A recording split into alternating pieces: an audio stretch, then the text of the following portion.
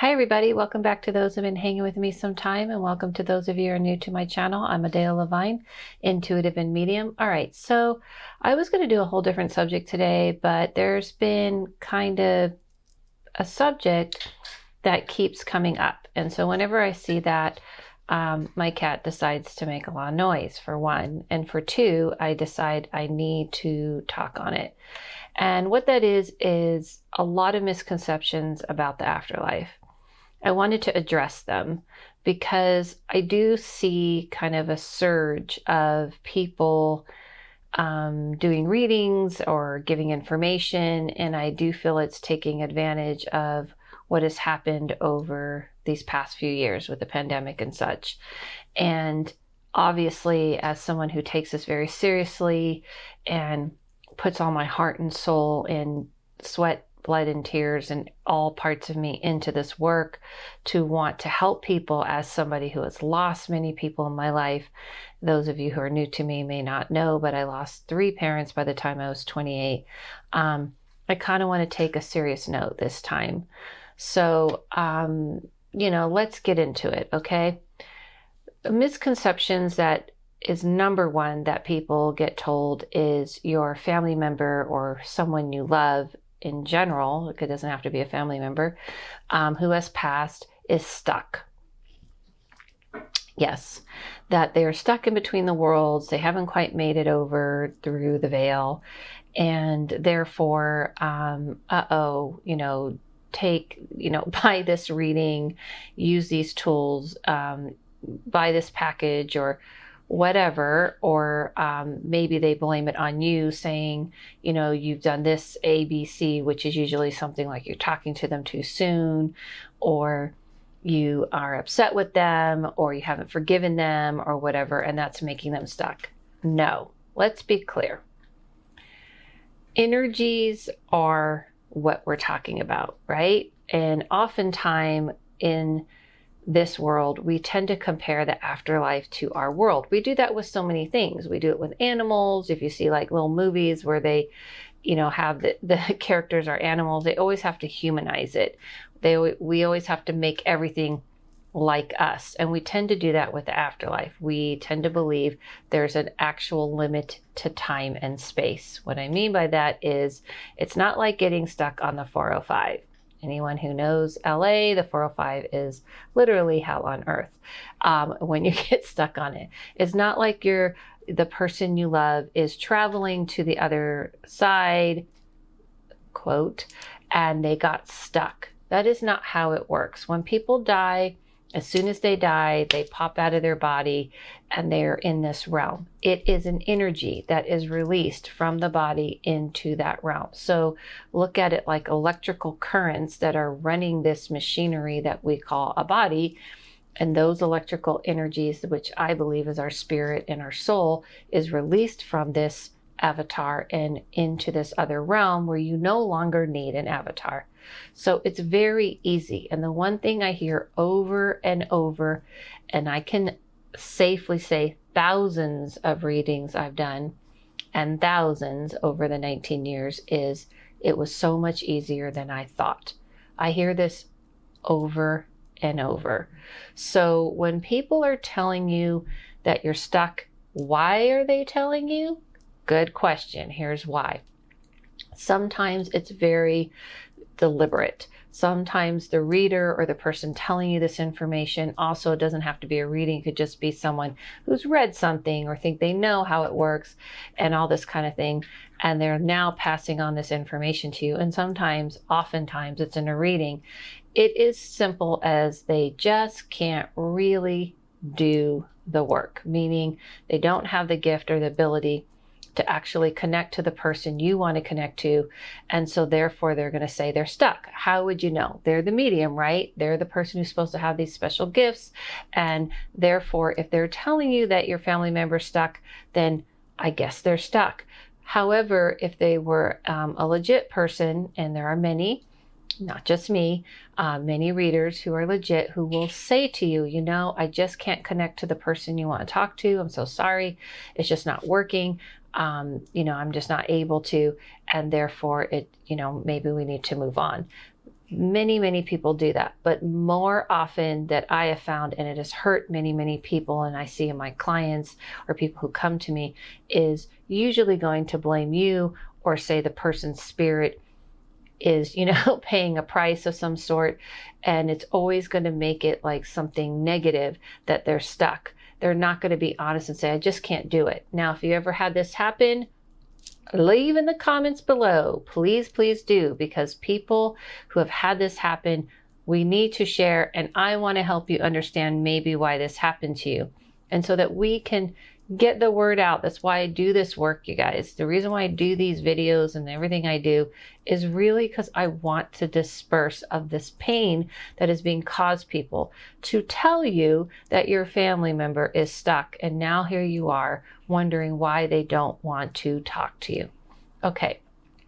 Another big misconception is it's too early to talk to your loved one. Like there's no space, there is no time.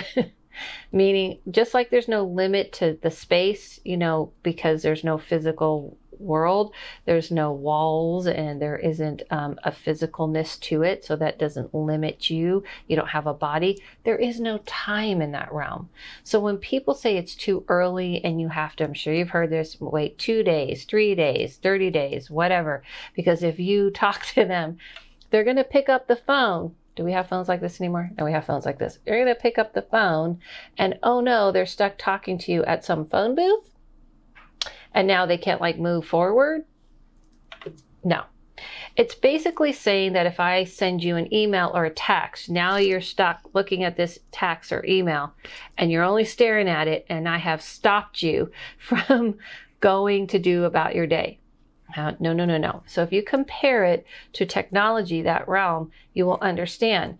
If they, get a message from you, they can read it and they can be, on the train, onto another dimension or realm, or doing whatever they're doing at the same time as reading the message you sent. You do not need to worry about time. When people pass, I have talked to people the same day. I have talked to people and have helped people move out of their body into that realm and right away talk to you. Do they sometimes go, hey, I'm getting my bearings and it's just kind of interesting and I'm trying to figure it out? Yes, but time moves so rapidly there because there's no time that a minute or 10 minutes can be like a whole day or two here. So it moves that fast. So when people are limiting that world, I'm like, do they have a calendar on their refrigerator and they're checking off the days to talk to you? No. These are definitely old school way of thinking, but we have progressed. I believe that this type of thing is like a science we just don't understand. There was a time where people prayed to the gods and they wanted the sun to rise every time. Eye of Horus is kind of that. And they wanted the sun to rise, so they prayed to these gods, so they make sure the sun would rise. So it worked. The sun rose, because they didn't understand how the sun worked.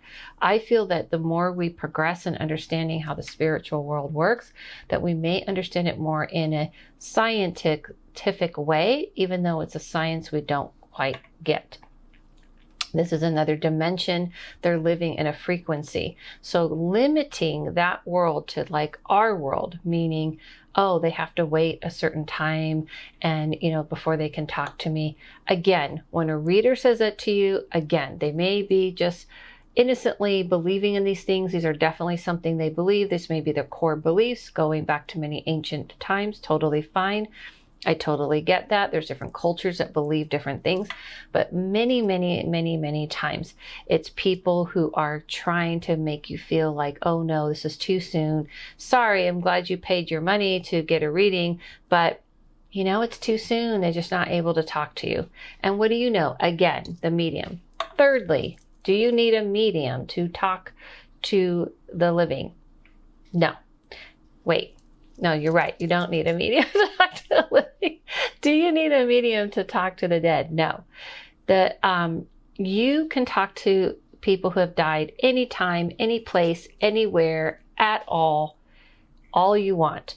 The medium is only there to help you hear the dead, to amplify their voice, actually, because lots of times you're feeling them and sensing them and all of that stuff, but you're amplifying the voice as the medium to the living. You're just trying to get more clarity and all of that. So never let anyone make you feel like I am special and you are never going to be able to talk to them without me, or doing all these magical things that you have to do, like A, B, C, D, E, F, G. If you want to do those things, you want to have an altar dedicated to ancestors and all this type of things, sure, go for it. You want to have different tools, sure, go for it. But the dead can hear you at any given time. Again, like technology, the internet is existing even if you're not on it. That is how the spiritual world works. Lastly, but most importantly, are they not talking to you? When people are like, oh, they don't want to talk to me, a lot of times the readers will say, they just don't want to talk. Let me rephrase that. Are they not talking to you, and that's why you don't feel them? So in dreams and stuff like that, if you're saying, oh, I just not feel like I'm talking, I feel like I'm talking to them, but I don't feel like I'm hearing them back. Oh, there must be a reason why. Hence all the ones I listed before.